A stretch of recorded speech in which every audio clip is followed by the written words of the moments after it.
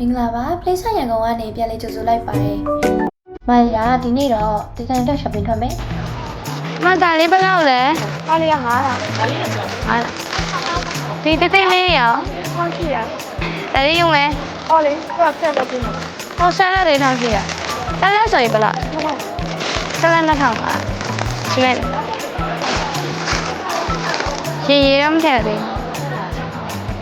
ဒါကဘယ်နေရာလို့ထင်တယ်တကြီးတက်တီရမျက်စက်လေးလမ်းထိတ်လာလေးပေါ့တနက်ဟာတနက်တရတီးတနက်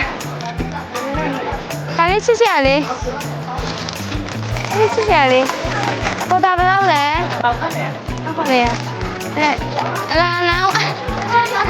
ဝါမင်းဒီချိန်စားဖို့လည်းပစ္စည်းတွေအစုံပဲမယ်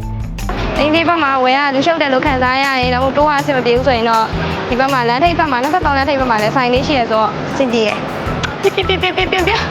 အမမြင်ဘူးတဲ့ဒီဇိုင်းမယ်ဒါတောင်းတာကျွန်တော်ဖားကွာလဲလေအားဖို့တော့အော်ကျင်းနေပြီတိတ်မဆော့ဖြစ်ခဲ့ရတာမသိဘူးငယ်နှလုံးပြိုးလို့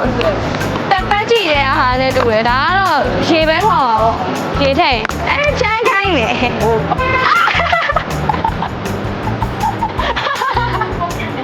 အားလုံးထည့်ရင်ငင်းကျုပ်ပန်းနေပြီ